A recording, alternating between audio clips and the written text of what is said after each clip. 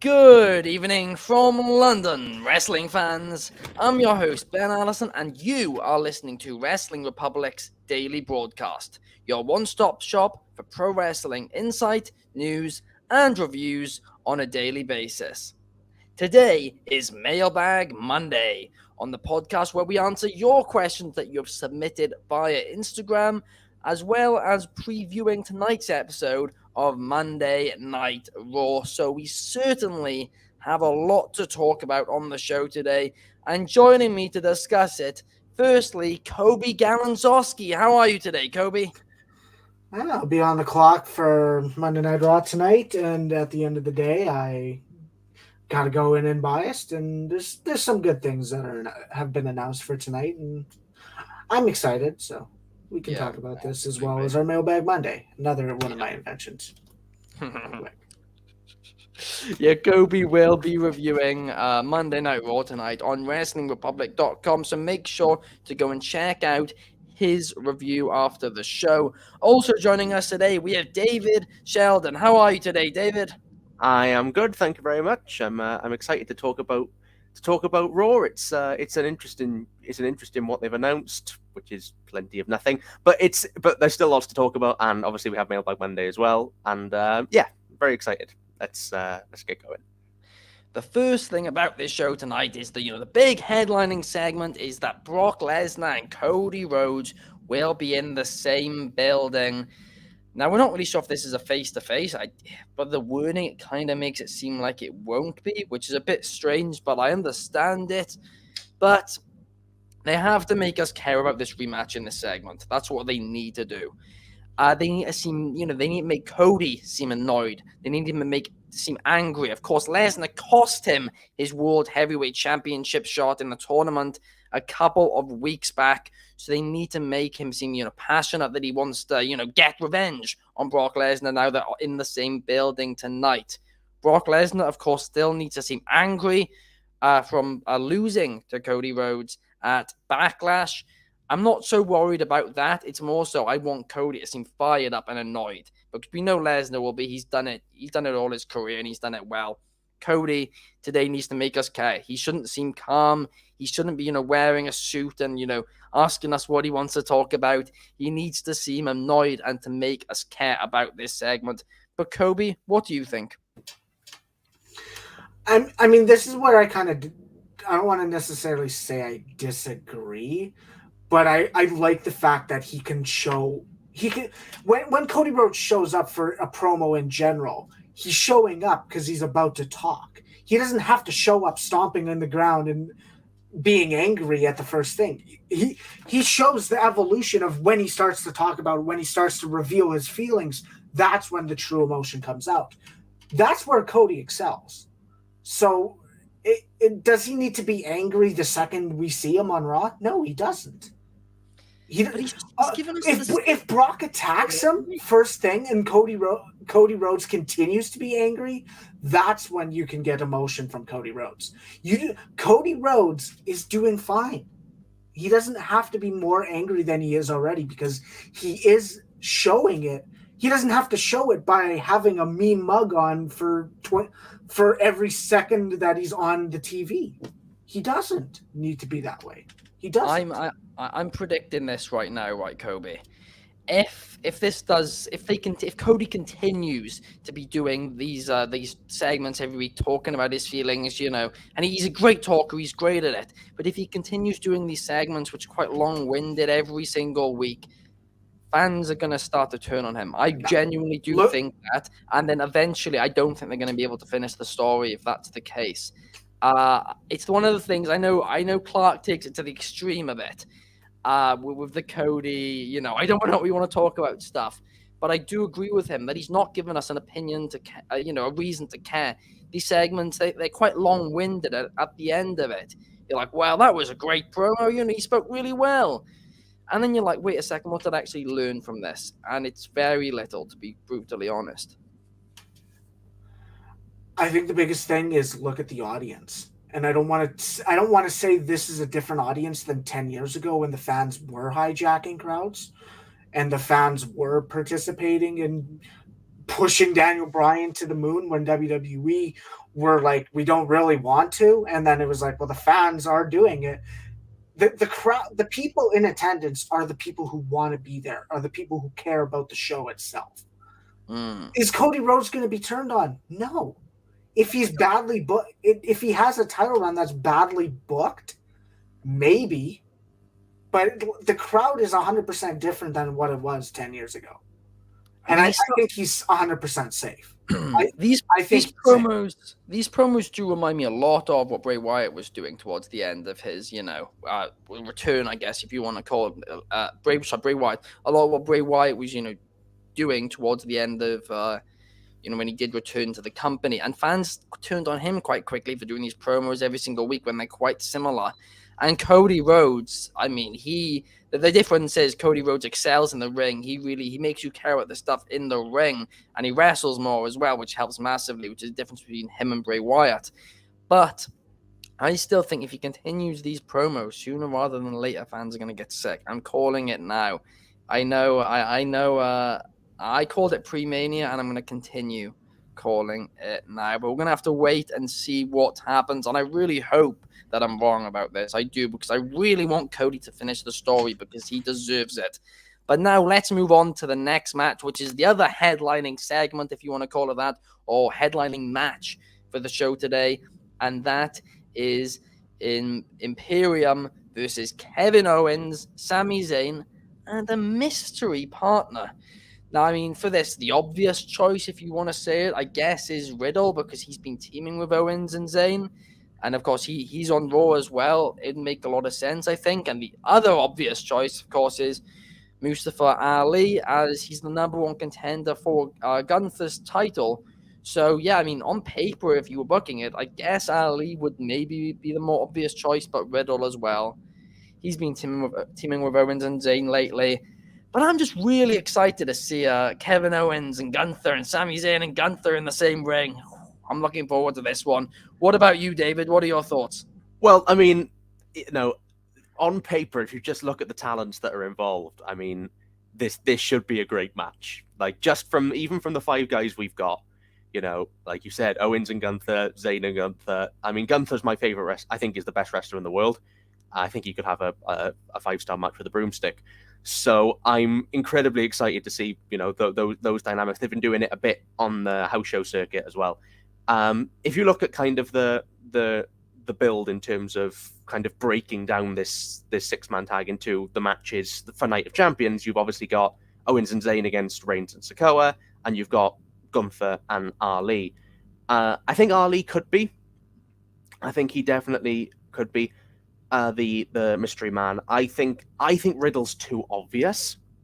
And by that, I mean, I feel like if it was going to be Riddle, I feel like they'd have just said last week it's Riddle.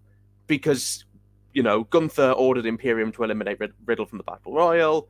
Riddle's angry. That it would make sense for him to then be inserted. I feel like if it is Riddle, it's an anticlimax, because that's it. But why not just say it out of the gate? So I think it could be somebody who we don't expect. Somebody who it could be a way of, kind of turbocharging them into the IC title sort of mixture. Somebody like could be a Johnny Gargano, could be a Shinsuke Nakamura, could be somebody like that. I think Mustafa Ali is more likely, but again, it's an obvious choice. But in terms of, I think that Owens, Zayn, and whoever the mystery partner is will win. I think Owens will probably pin, I don't know, Kaiser. They love to. I really wish they'd stop using Kaiser and Vinci as just your chew toys for whoever Gunther is feuding with. Lackeys, exactly. But I think the match will be great. It's nice to have a really a marquee match on the card. Wish they didn't give away the Imperium versus Owens and Zayn match 2 weeks ago, because it would feel a lot bigger if they hadn't have done that. But like I said, the match should be really good, and I think I'm just curious to see who they decide to go with. Yeah, no, it will be. It'll be interesting for sure. And we've got a few comments here. Firstly, we've got Matt Williams going back to the Cody Rhodes situation, saying, I look at Cody as that friend that got back with his girlfriend after she cheated on him, and then she cheated on him again, but he's staying with her this time. I mean, I mean, that's a weird situation, but fair enough. Oh, Matt saying that's him. I that would throw me off guard. Then we've also got Matt Williams again saying, "Yeah, we're talking about obvious choices like it's not WWE yet." That I is mean, that is very that is very true. That is very true. WWE do go with the often choice at the end of the day. But now let's talk about another match which has been announced for Raw, and that is Zoe Stark versus Candice LeRae. And in this match, they need to make Zoe Stark, feel like a star in the ring. They need to establish a character, introduce her to the main roster audience, what she's about, her in-ring style, because she has a lot of potential. She does. She feels like a veteran, even though she's 29 years old. It's crazy. And they just need to establish, a character for her today. Something which they haven't particularly done with Candice LeRae even yet, to be honest, on the main roster. I mean, the one thing they have shown, especially with the segments with Nikki Cross, is that Candice LeRae is somebody who's very caring. And I guess that would be allow her to be, manipulated very easily long term. So that's the thing about her character they could really play into. But yeah, I think I'm excited for this match. There's two great competitors from an in-ring standpoint, but from a character standpoint, they need to make me care. What do you think about it, Coby? I mean, there's two things, and I mean, this is where I go back to kind of revealing my fears that that I was doing last week, and that kind of made famous, but it was a very repeat. There's two fears. One, the crowd's not into this match, which it's obvious that might be the case because these are two people who are not big names. Zoe Stark, brand new to the main roster, it would be her second Raw match, and Candice LeRae, which never really had not a top spot, but she really hasn't done anything since her return. I think she was supposed to be in War Games at the one point, but then wasn't. And then my other fear is that we just have Candice LeRae get the victory with either Indy Hartwell helping her or Nikki Cross helping her. Because that's where we got from this match. Is we got to this match from Zoe Stark basically targeting Nikki Cross and saying bad things about her. Obviously, Candice is like getting protective of Nikki Cross right now because of Nikki Cross revealing she doesn't have friends. At the end of the day, this match I don't think this has to go too long, but this has to make each look good. And this is one of those matches that are almost lose-lose because Zoe needs to win, but so does Candice LeRae. So I don't know where they go with it. I'm not necessarily saying because it's a lose-lose situation, but both need to win, that I'm interested in it because it's just another one of those matches where like they're both in that mid-card level. That it's like, where do they go? Yeah. I mean, I've got an idea on what they could do. I think what they could do is have Nikki Cross try and help Candice get the victory, but ends up costing her the match and having Zoe Stark get the victory. And then Nikki gets all upset about it for, the next few weeks. They keep building it. And then in the end, in fact, you find out that the reason Candice has lost a few matches lately when Nikki's been trying to help her, it's all been deliberate. And Nikki's manipulated Candice. Candice tried to see the good in Nikki when, in fact, she is just insane. I mean, that's, I think, someplace you could take it. That would make sense character-wise. And make the fans kind of feel a bit more sorry for Candice LeRae in that way. Maybe get her over a bit more. And just tell a story that's consistent with the characters, really. But Zoe Stark, in my opinion, is the one who needs to win more in this one. But now let's go on. So the final segment we'll be talking about with Becky Lynch which is Becky Lynch and Trish Stratus's contract signing tonight on Raw. And yeah, this storyline has been building for weeks now, basically since WrestleMania. But this contract signing really needs to, bring that story all together and make us, care about that match, which is taking place at Night of Champions this weekend. I don't really want Trish to come off too cowardly in this segment because yes, she's the heel and all that, but at the same time, this is Becky Lynch versus Trish Stratus. This match should be a big deal, and it does. They have given it a lot of airtime and all of that. But yes, Trish is the heel, so she doesn't want to, seem like she's willing to fight tonight. But I also don't want her to come off too cowardly in this. I don't want to make it seem like she's scared of Becky Lynch going into the show. But David, what are your thoughts heading into the contract signing? I'm quite glad they're doing a contract signing this week, which is something that I very, very rarely say. Contract signings are quite often, not exactly primetime television. But one thing that we have, because I really liked how they've built this feud, actually. I think, first of all, and this should not be the bar you reach, but it's very nice to have a high-profile women's feud that's not for the titles. That should not be a high bar, but with WWE, they tend to just focus on the women's titles and just leave the rest to rot. Trish is great, Becky's great. They've cut some great promos on each other. I loved Becky's promo. I think it was last week. I thought was terrific. But the reason I think the contract signing will be good is because one thing we've kind of lacked is that back and forth between the two of them. We've had promos from Stratus, we've had promos from Lynch, and we've had brawls, and we've had the bait and switch thing with Trish playing Becky's music and then Becky coming through the crowd. We've had that kind of build, but it's going to be nice to get that sort of back and forth. I pray to all that is holy, please do not just have them get in the ring, sign the contract, and go to say something and then fight, because that's not good enough. We know they don't like each other. We know why they don't like each other. I think we need to get that sort of that energy going between the two to make it really kind of kick it into that next gear. And I think it should be a great segment. I reckon there could be some teases with Lita in there. I don't know whether I don't expect it to be on the show, but I think some teases around sort of Lita's allegiances through the words that are said by both, I think would be interesting, because I think that is where we go next with this story. I don't know who wins at Night of Champions, which is nice, because I think Night of Champions is a fairly predictable card. But it's one of the few matches I can see getting mileage with Becky winning and with Trish winning, because I don't think this is where the feud will end. But I think they could build this quite well tonight, because they're two of the best talkers, in the women's division now and of all time, really, when you look at women's wrestling. And so I'm very excited. I think this could be great. Yeah, let's hope it is.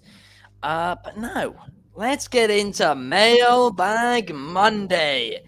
And the first question today is from Melissa, who is asking, who is the most underrated star in WWE right now? And I mean, when I hear this question, the name and face who comes to my head really is Montez Ford. However, I'm not going to go for Montez Ford.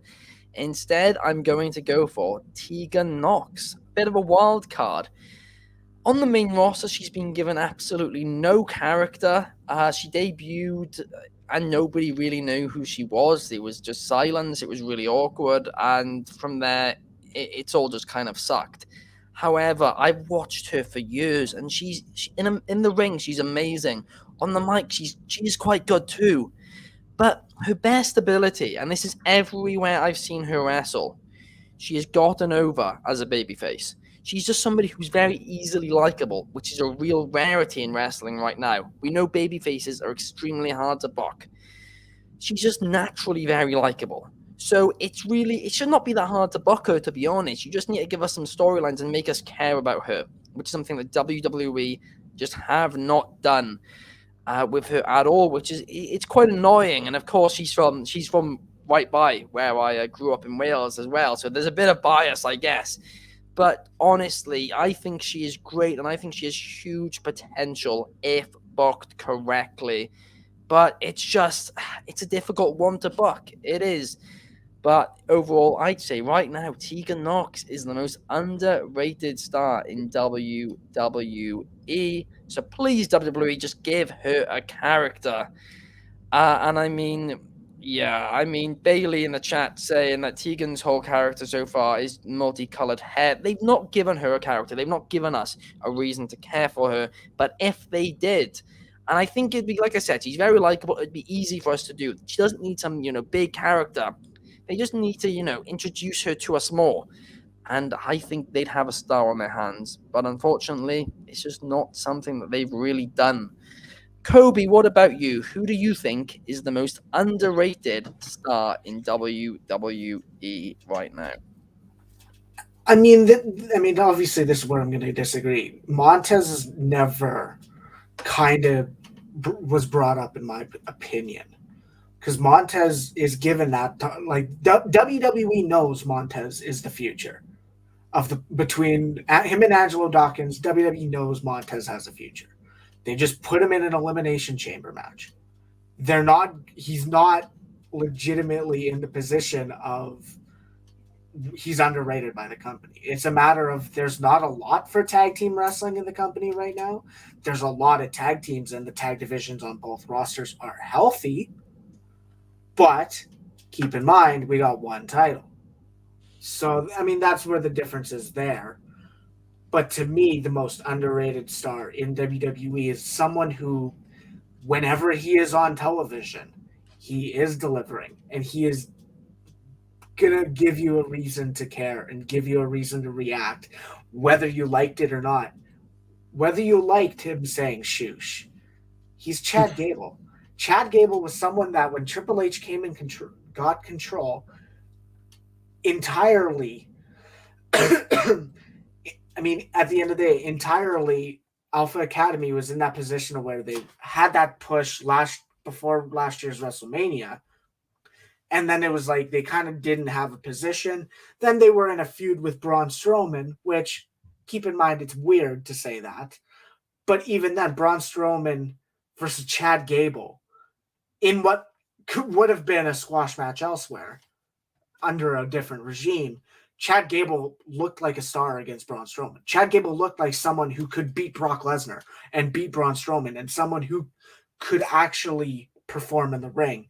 Not only has he developed a character with the Shoosh and with the Alpha Academy, and he's learned the aspect of what pro wrestling is, and that's sports entertainment. You are entertaining while doing the sports aspect. You got to give a people the reason to care, and they were on fire in their feud with RK Bro. And Chad Gable is one of those guys that you put him in the ring. He put him in the ring with AJ Styles. Put him in the ring with Braun Strowman. We had him and Cody Rhodes on the build-up, and he's just really good in the ring. And he isn't in the position of where he's gonna get that future title shot, or is he gonna break out of Alpha Academy when Otis joins the Maximum Male Models? If that is the direction they go to, Chad Gable is someone, if built right, could dethrone Gunther, and that'd be money to me.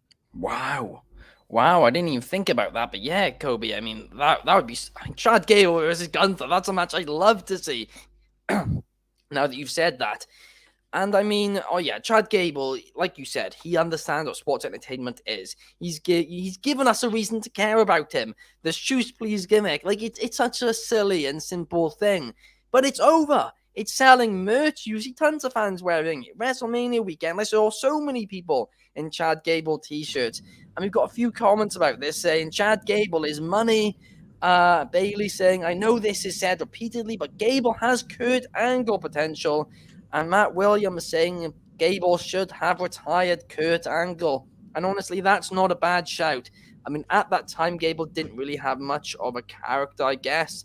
But talent-wise, I would agree that I think it would have certainly been a better move than Baron Corbin. I mean, and then not to mention Lars Sullivan attacked Kurt Angle right after WrestleMania. Wow, and that's what happened. And then there was the tease of, is Kurt actually going to just come back out? And then he didn't. But I completely. The fact that happened is insane. And Bailey saying as well in the chat that Gable should have been Kurt Angle's son instead of Jason Jordan, and then Matt Williams is going, no one has to be Kurt Angle's son. Yeah, I'm going to be honest, I agree with that. I mean, the storyline probably didn't have an end game, but it also not necessarily took it away. But Jason Jordan lost his career during that storyline when he was still kind of Kurt's son, a legitimate son, and then he was tag champs with Seth Rollins, which is weird as well. Weird. But his career ended in that time period, which sucks because he was a hell of a talent too. Yeah, as a tag team, I never understood. They're one of the tag teams, which I'm like, why did you split them up? And I'll say this over and over and over and over again, and I say it with the Street Profits all the time. You can have people in a tag team have single success individually while keeping them as a tag team. You don't always have to split tag teams up. You don't. And that's a perfect example of one that didn't really need fully splitting up. But David, what about you? Who do you think is the most underrated star in WWE right now? Well, just quickly before I go into that, just to quickly touch on the two that you brought up. Gable's amazing. Of course he is. He's wonderful. I also do think WWE knows that Gable is money as well as they know Montez Ford is money. I think they are building him slowly. I think he's terrific. I also think Tegan Nox is great. I don't think Tegan Nox was ever brought in to do anything. I think she was brought in as filler, and that's a real shame because she's great. But I think she was brought in as filler. But there's a name that nobody's mentioned, and I'm amazed. I think the most underrated star in WWE right now is Emma. And the reason I'm going with Emma is that, like, if we think about, now bear with me on this, but if you think about the correlation with Cody Rhodes and Emma, both got beat into the ground with rubbish gimmicks. You had Stardust and Emmalina. Both got released. Both went away and built their brand and their reputation back up. Granted, Emma was not at the same level as Cody, but the same thing. Cody gets his massive, Mania thing. Wonderful. Emma gets brought back in a random match against Ronda Rousey that she loses, and then is proceeded to be kicked into the ground, given nothing to do, and then just completely destroyed. Now, I'm not saying, don't take it that I'm saying that Cody Rhodes and Emma are on the same level, because they're not. Cody has done immensely more.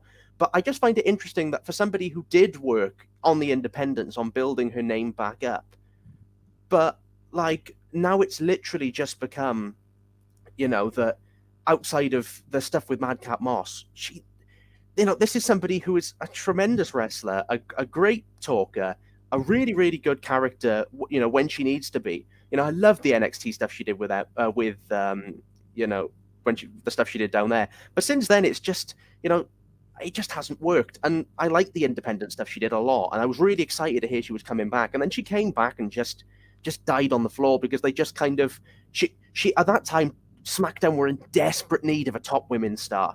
They were crying for it.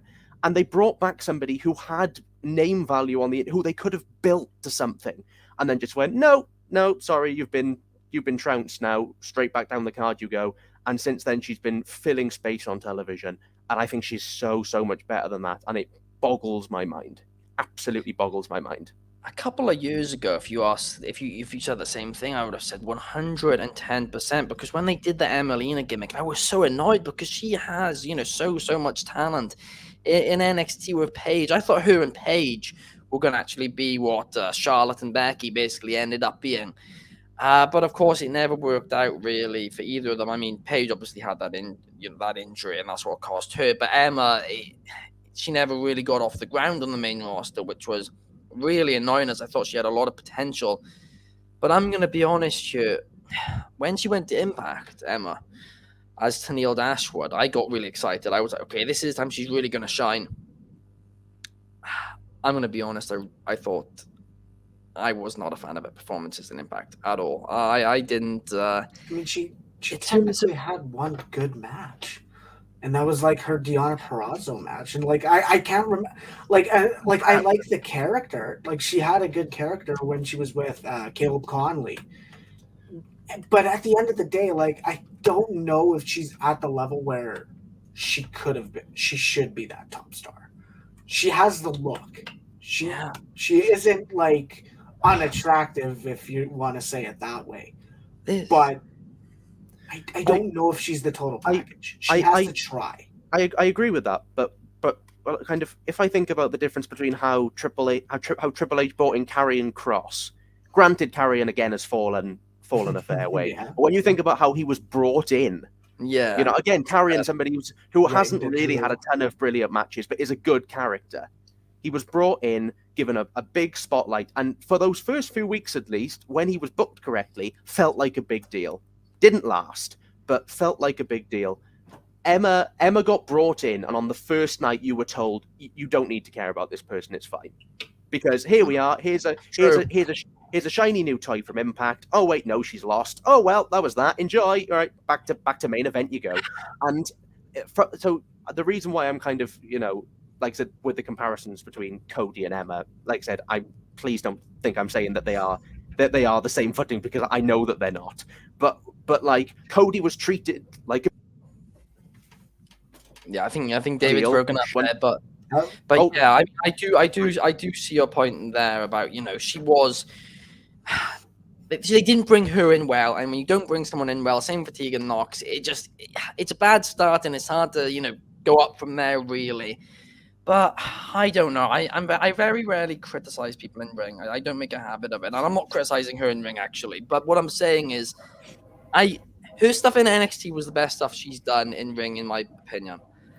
And the fact that that was her best stuff, and it's gotten less entertaining from there, even when she's been given time and on the indies, I mean, that's what for me, I'm kind of like, I don't know. It kind of frustrates me a little bit. We've got a few comments here.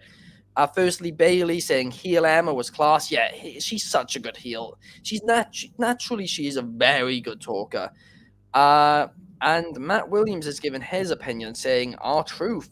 He's had so many different character changes, and he's been entertaining every single time. And then saying Sheamus would be his second choice. And Bailey going Mia Yim is up there for him. Really improved since her NXT days, and I'd have to agree with that. Very similar argument for Mia Yim and Emma. Sort of the same two great women's wrestlers. One a better maybe Mia Yim better in ring, Emma better character, but both brought up and just given nothing to do. No, I know it is unfortunate that I don't know why you'd bring someone in or you'd call someone up if you don't have a plan for them. Even if they are there to just fill a spot, still give them a character. Because what do all the top TV shows and entertainment shows have in common? The small characters still have meaning behind them, and that is important. The reason the Attitude Era was so good. Yeah, the reason absolutely. why people think so highly of the Attitude Era. Absolutely. Everybody had a gimmick. Yeah, bang on there. Now let's talk about the next question, which is from Jacob Johnson, who is asking, if Seth Rollins does win the World Heavyweight Championship, who should he feud with first? Now, here's, a bit of a complicated question, because there aren't many top heels currently on the Raw roster. There's not many people who, you could even suggest for this. I mean, I'd actually almost suggest perhaps someone like Omos if Seth hadn't just beaten him. I actually really don't know. Maybe you have a heel, Drew McIntyre return with a heel gimmick. That would certainly be a route you could go. Other than that, I'm not often unsure about something, but I am sure. I mean, there's Bronson Reed if you were to build him up. But I don't think he's ready yet for a championship, level feud. I don't. I think you need to build him up more to get to that point. They've got a real lack of top stars on Raw right now, and that's worrying for me. They've got a great heel in Gunther, but of course he's the Intercontinental Champion, so it's not like you can really do much there. It's a really bad situation WWE have put themselves in with this draft, because Raw just doesn't have enough top heels for me personally. But David, what do you think? Oh, this is a toughie. For the reasons you said.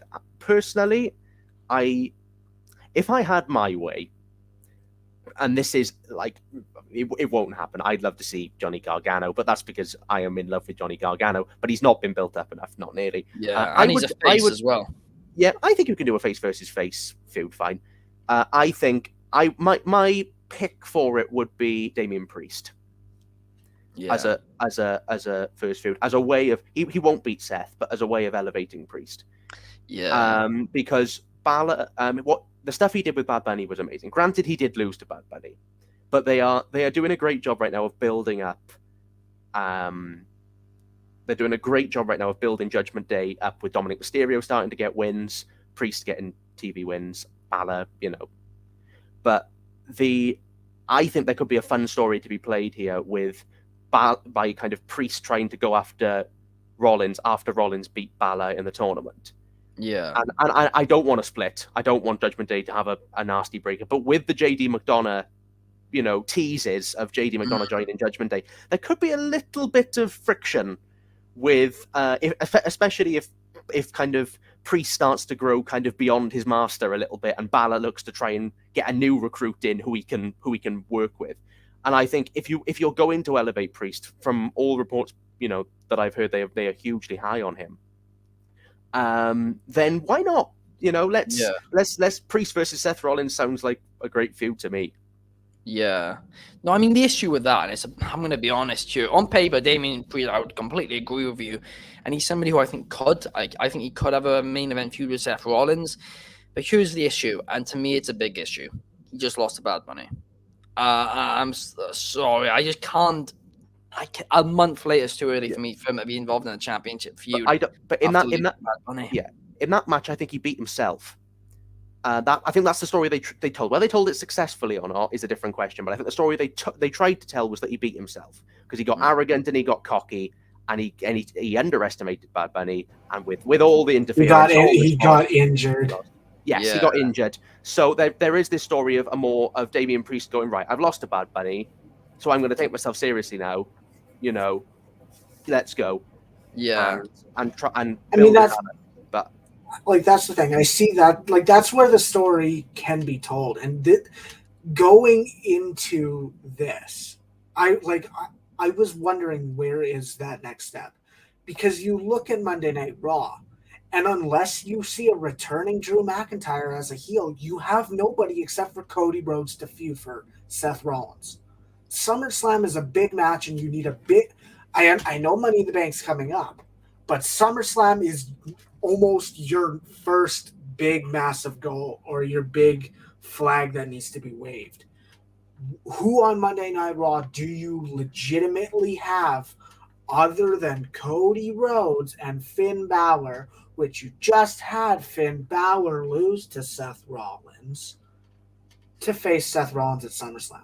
And this is where I was saying, if you were thinking that far ahead, I would have put LA Knight on Raw. I would have said, if you can build that a few months in and get people to care about one Seth Rollins being the babyface champion and LA Knight continuing to elevate himself, Seth Rollins elevating LA Knight, it's a win-win situation. Damien Priest was the other one that said LA Knight is SmackDown, of course. So obviously, unless he wins Money in the Bank, which maybe, I don't know. But Damien Priest was the one I was going to say. So I really can't say Damien Priest once again, because that was one of those names that are there. I don't know if you want to go this direction, but if Kofi is maybe, I don't want to say if Kofi is healed up, but if Kofi is ready to return, that's a smaller rivalry that can occur, because then you can build up, as they both had similar rises to WrestleMania. Seth beating Brock and Kofi Mania. They both won the title at the same WrestleMania. I don't know where else you can go. You have a lack. I don't want to say you have a lack of heels, but they have a lack of people who can face Seth Rollins. Yeah. Well, the other one that comes to mind is, if you're going to rerun Matt Riddle and Seth Rollins. If you go Matt Riddle heel. Yeah. But that's still another, that's another one of plug and play if you really have to. Yeah. There's no one I can directly predict right now that should face Seth Rollins. Yeah, I mean, if it's not Cody Rhodes and Finn Balor, because those are the obvious ones. But they shouldn't. Yeah, I mean, that's the thing.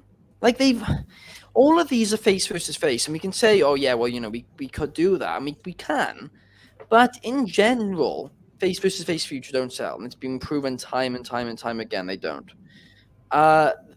AJ Styles versus Seth Rollins is slightly different because it's an inaugural title match and they're both on different brands. You can build it as why they want the title so badly, which is, I guess, to be honest, the only way you can ever do a true face versus face feud well is if they're competing for a championship and there's a real reason why they want it. However, then the crowd's not sure how to react and it's problematic. And again, like I said, it doesn't sell as well historically. They really don't have many people, if anyone. I mean, in the comments, we got Drizzy saying Riddle. I mean, that's, again, like Coby said, that's definitely a possibility for a heel Riddle, but they've got to turn Riddle heel, something which I think would work, but they'd have to do it.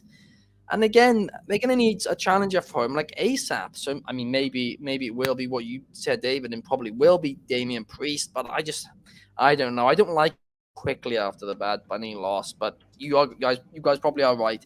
That'll probably be the move, but they need to build up other challengers for him quickly. We've got Drizzy as well saying, why not Jinder Mahal?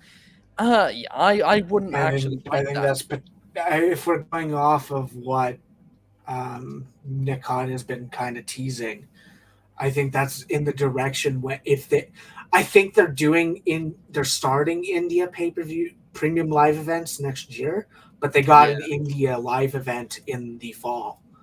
So not, I guess it's the live event. So that would probably be the match is Jinder and Seth. yeah. Or Yeah.